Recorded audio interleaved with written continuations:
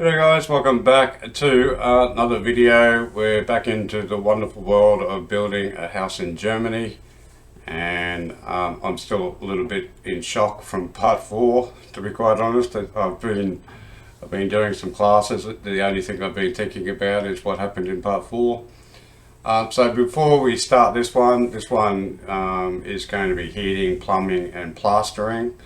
So we were watching the electrical one last episode. So I just wanted to do a bit of a comparison. I was thinking, all right, well, this is Germany, the height of technology, and I live in the Philippines. So I just put in YouTube electrics in the Philippines, and I come up with this. And I just want to see whether you can see any comparisons between the non-planning in the Philippines and the non-planning in Germany. So let's have a look at this electrician in the Philippines and let's see what he's doing. So he's installing the main box at the moment, the main trip box. Same thing. Okay, so firstly we have a look at the block work. Okay, the block work is absolutely horrendous compared to any other standard, but we do notice that at least they have electrics in the floor ready here to go to the box. So they haven't planned to do anything in the wall, but they did enough planning to make sure that the main line goes underneath the house and comes up at exactly where they need it. So tick 1 for the Philippines, because in the German house they didn't even do that. But let's keep going and see what this guy has to do. So he's got to chase into the block work, and that's all solid concrete. So he hasn't got the fancy German machine, whatever the guy in Germany called it. I don't even know what it called it, but a double grinder or something like that. But this is basically just a masonry grinder. And he's doing this, he is grinding out, chasing everything in so he can bring up the electrics up the wall. Okay, I just have to stress this, Germany, this is the Philippines. Okay, let's go back to our last one and let's have a look at our German electrician and let's see what he's doing. And can you see any similarities?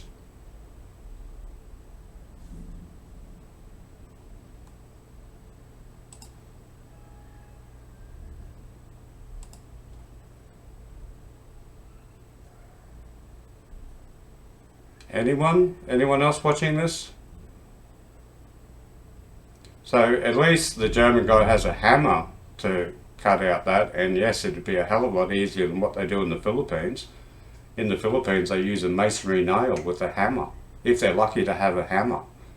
So yeah, but it's exactly the same process. And now we'll go into putting in our sockets. And how are we going to do that in Germany? We're going to mix up some plaster. So, like I said, in Australia, you don't have to do any of this. In Australia, an electrician would not even touch plaster. That would be against the union rules. Electricians don't even like getting dirty. Okay? They don't like going up into roof cavities when they've got to run new lines and stuff like that. They spend a week complaining about it. So, the German electrician is going to plaster in his sockets.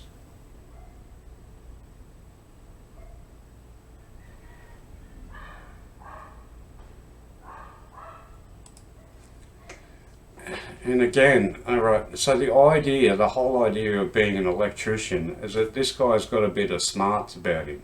Okay, he's not like every other tradesman.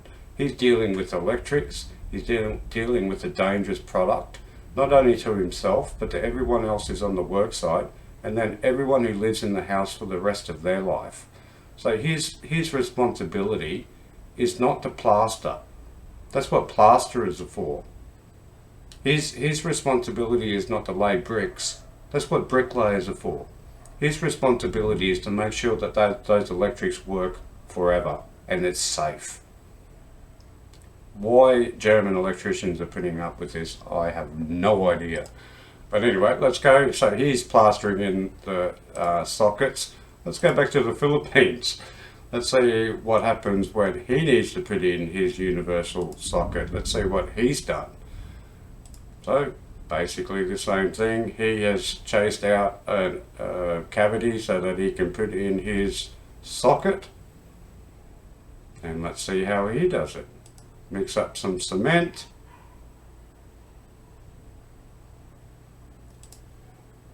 Any similarities, Germany?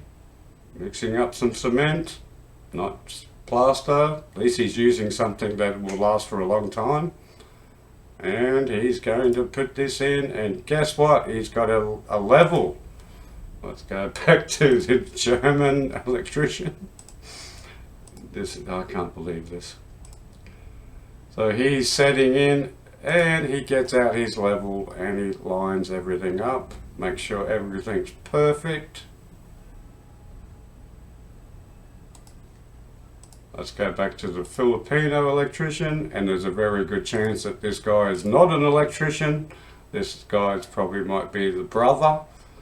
Okay, so same thing. He's doing exactly the same thing, making sure that that electrical outlet is level, which would be bare minimum in most building sites.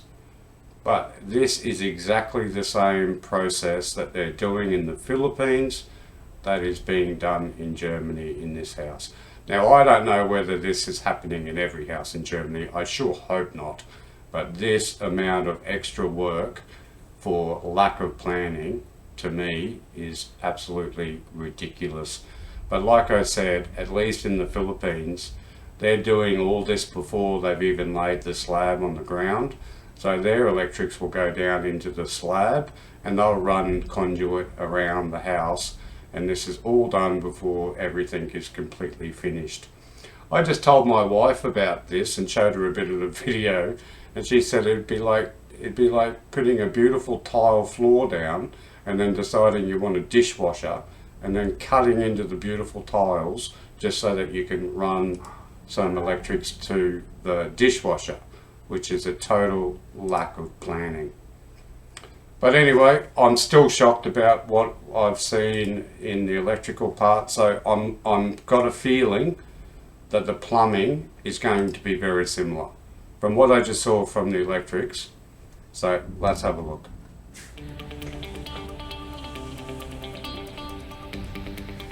The heating installation starts with earthworks.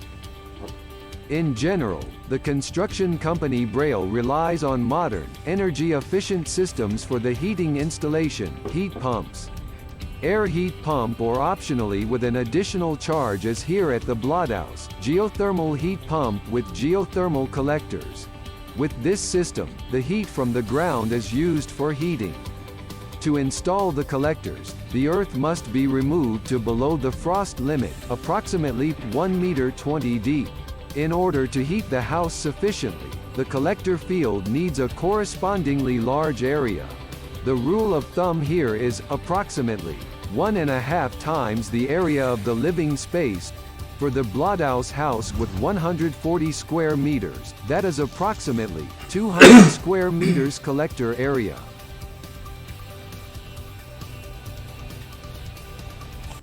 Okay, so this has always been a good technology. You can go. I'd go even deeper than that. If you go down 5 meters into soil, you get a constant temperature of 23 degrees, and then you have some sort of transfer unit that puts that into the house. I've seen lots and lots of like different designs that happens. Generally, this would be done under the house. But I don't like that either, because if you need to do anything to it, and maybe there's a problem, you can't pick up your house and move it. But yeah, it's a great idea. Generally just PVC pipes that are swirl around. They pick up the heat from inside the Earth's core, and then you just flow it through the house. So if you set this up properly, you don't need air conditioning and/or you don't need heating. So this Since is a the good space idea. for storing the overburden is scarce, the fitter works in stages, and first opens only half of the area.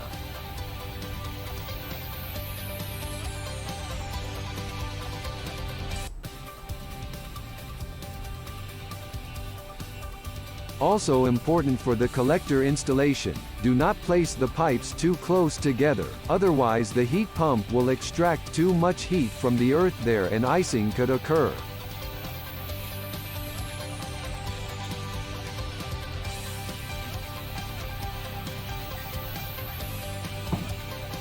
Finally, the pipes are fixed with sand so that they do not move. The first half of the collector field is done and can be filled up again. Delicate instinct is the order of the day here. The first layer of sand must be extremely careful on the pipes, that nothing breaks and nothing shifts. The area above the collector field can be used as a garden area, but must not be built on. Otherwise, the geothermal energy, which arises primarily from solar radiation and precipitation, would be too low. The next day, the fitter also completes the second half of the collector array. At the end you can only see the chamber manifolds, into which the pipe ends and the connections for the heat pump converge. Next stage. Vice versa, you can just do a really deep trench and then you put your pipes in the bottom of the trench, so it only has to be this wide, then you fill it in for a foot, then you run your pipes again, fill it in for a foot, run it again, run it in, so you don't have to do all that digging. But anyway, it's a good idea, I like that. The plaster. Before it starts, the walls must be prepared, seal windows and set plaster profiles. The plaster profiles, also called plaster rails, ensure smooth finishes, straight plaster edges and also serve as edge protection. Plaster profiles made of wood come into the door openings. However, unlike the metal rails, they are removed later. Plaster profiles were also applied to the outer walls on all edges, at window openings and in the plinth area. We were not allowed to film the plaster work itself, since the plasterer were unfortunately very camera shy. Alright, so the outside of the house you wouldn't call a plasterer, they're called a renderer. Okay, but yeah, in Australia they don't do that, they just do it by eye. They don't need to run that down. They'll just throw on the slurry, they'll just do it all, wait till it gets tacky, then they screed it off, they'll do all the edges, so they don't actually use a profile on the sides, but yeah, you can do it on all your edges. I think it does make it stronger, but I've never seen any chip out in Australia. They're pretty good. Most of the renderers in Australia are European as well. They're either Croatian or they're Polish or Russian, but they're pretty good. They can probably, you know, render a single-story house in 3-4 days. But yeah, if they spend time putting up all these profiles, yeah, probably be quicker.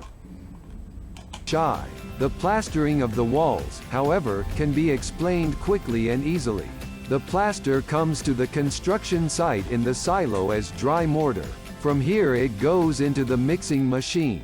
Again, that's a really great idea, bringing everything on site, bringing all your materials in the silo like that, that's fantastic. And then if you've got a pump or you've got a spray on, that'd be great. There it is made into spray plaster with water and then sprayed onto the walls. Gypsum plaster is used inside. Except in the bathroom, because of the higher air humidity, lime cement plaster is used. Smooth the plaster with a screed board, let it bond and later the plaster is set. I have noticed something that I've been thinking about for the last couple of videos, is that the ceiling does seem high.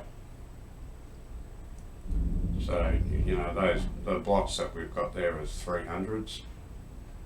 So we're looking at a 15-foot high ceiling at the moment, which is quite tall. And you can tell by above the window, how high, you've still got another foot above the window.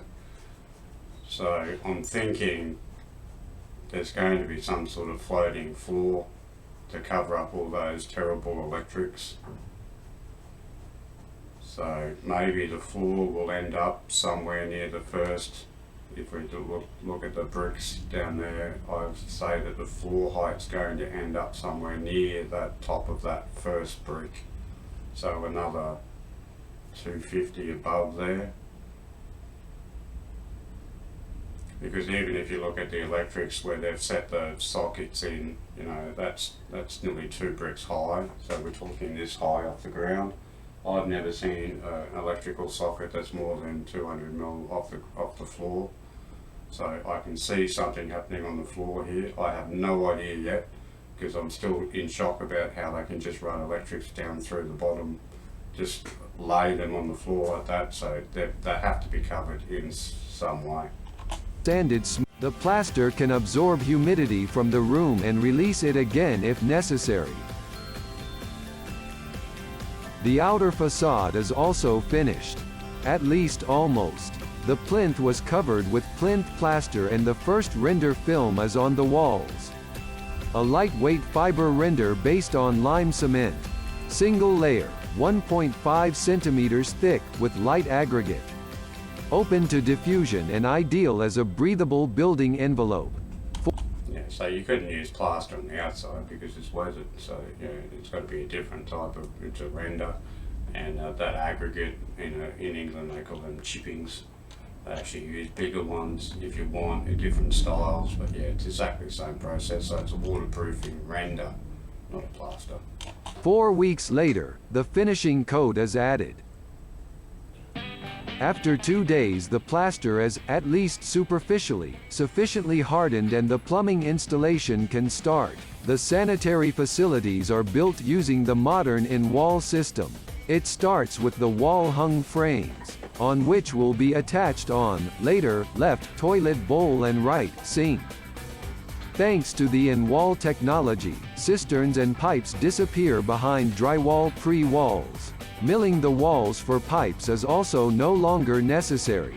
So that everything fits later, both frames must have the same height and the same wall distance and be in balance. Perfect. Now the frames can be screwed to the wall.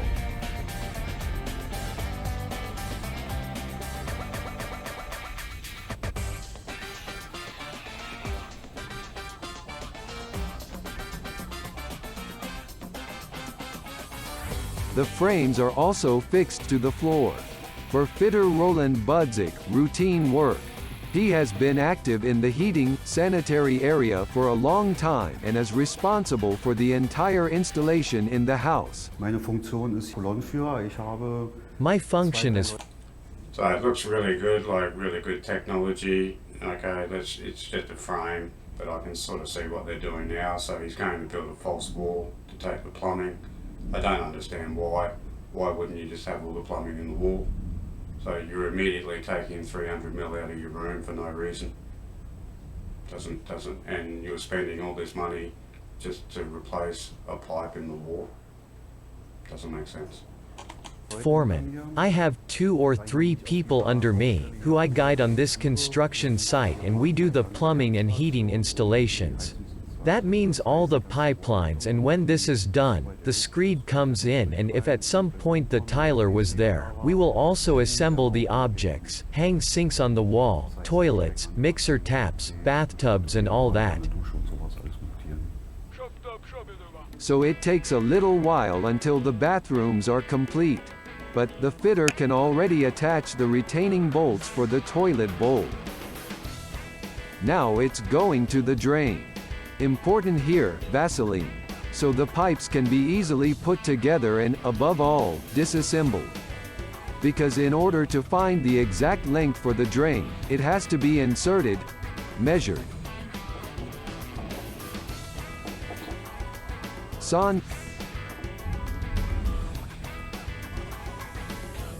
Deburred and then inserted again.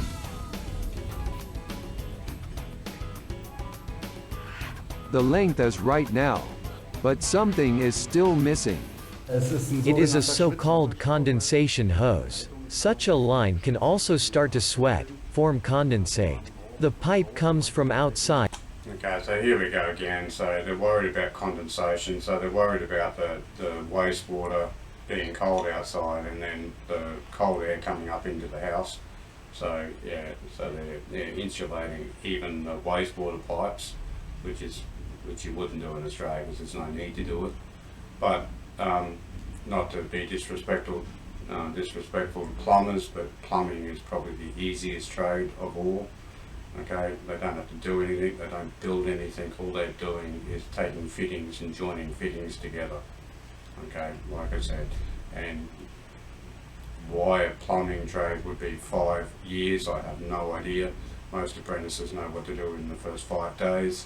The only the only hard part about plumbing is soldering, and nobody uses that anymore. Into a warm room, there are certain cold bridges where a pipe can start to sweat, and this isolation actually takes up this thing. Diese Sache eigentlich auch. Now the rubber flange has to be adjusted.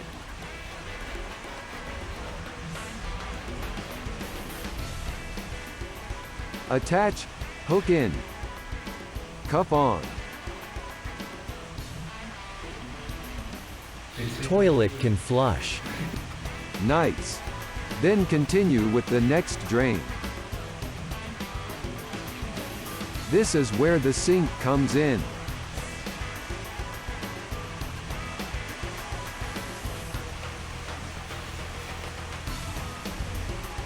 The drain is mainly used to drain the main bathroom on the upper floor, which is located directly above the guest toilet.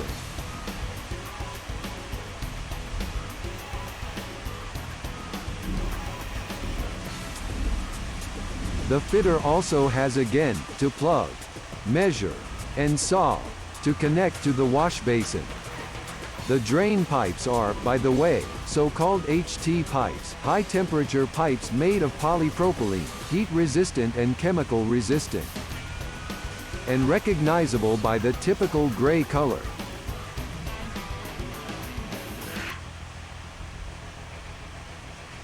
The drains are done. Now the lead pipes. So again, I don't understand why all this stuff is exposed. All that should be in the block work. I'd say that goes up to the second floor and then it'll continue up into the roof, and there'll be some sort of air vent on the roof just to let smell out and stuff like that. But why is this all exposed? All you're doing is encroaching into your room space. Even those nice beautiful brackets that are on the wall, why aren't they put into the wall to start with? And all this plumbing should be done. There should be a plumber in Germany who works with the bricklayers and go, as they're building up their courses, there should be plumbing already there and they just work around it. They have to go through the wall into the utility room. That is where the water comes from. The pipes are... Again, so he's had to punch a hole through the wall. So this has just been plastered. What's the point of plastering? Why don't you do all this first and then plaster? It seems to be finishing first and then cutting holes and putting stuff into stuff that's already finished. Are composite pipes made of polyethylene with an aluminum core. Meanwhile, standard for house installation. Much more practical than the copper or iron pipes that used to be common. Easy to bend, and connecting is also very easy, without welding or soldering. Das ist ein Aufweiter, jetzt an This diesem is an Rohr Much more practical, but not as efficient. Copper is still more efficient than plastic. expander, so that I can now get fittings on this pipe, like AT fitting, a branch. I have to widen the pipe.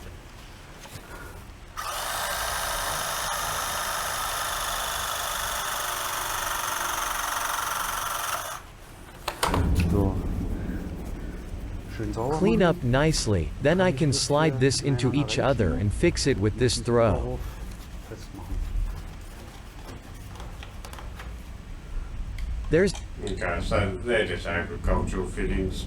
Okay, that's exactly what a farmer would do. I like that little machine, that was pretty cool. But you can do the same thing, you get your lighter and just go around it and then stick your thumb in it.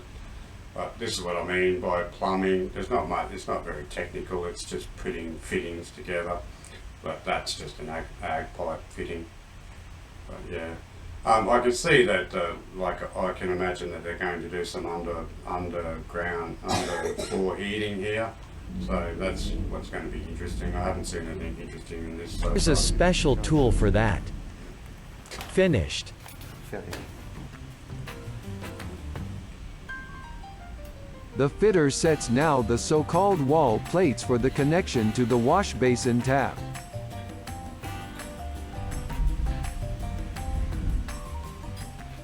Warm Wasser haben wir mal We have links the hot water on the left and it gets a connection up to here. bekommen.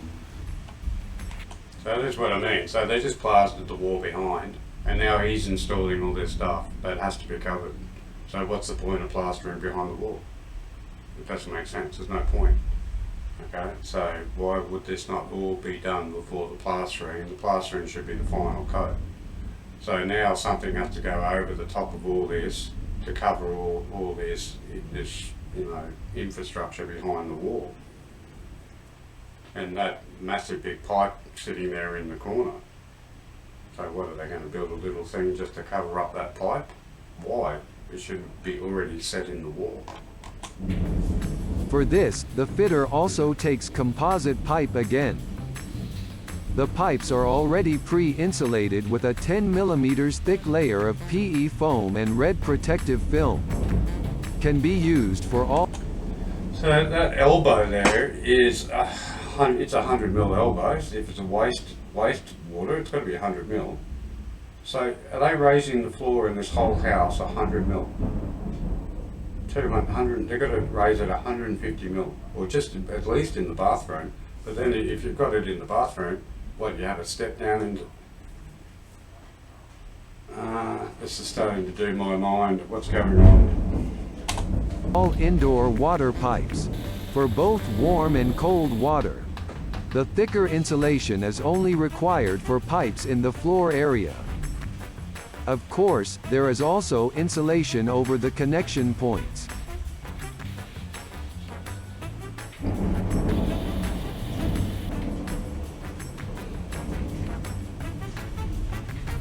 Warm Wasser. Hot water would be ready.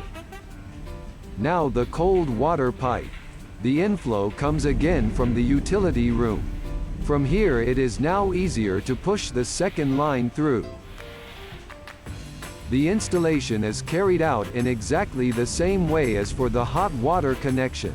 However, the fitter installs a junction, AT fittings, because the cistern also hangs on the line.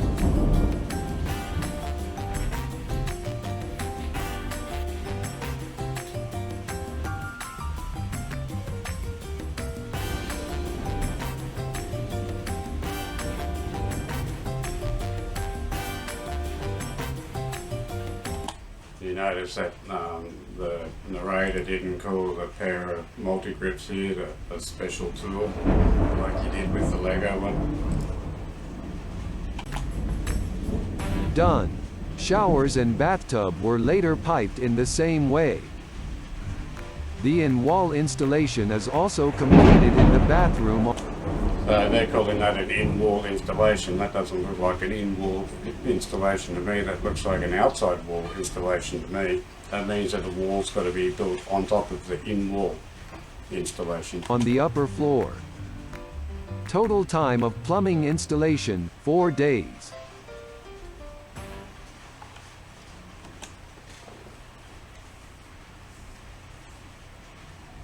Four days.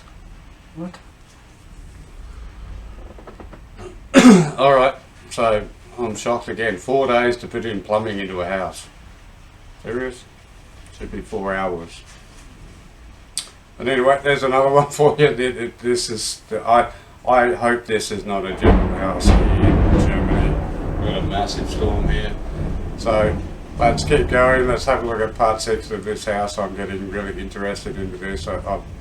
I want to see what they do with the floor. But anyway, if you like the video, like the series, like and subscribe. Got any comments? I'd love to hear from them, particularly from new tradesmen in Germany. And we'll see you in the next one.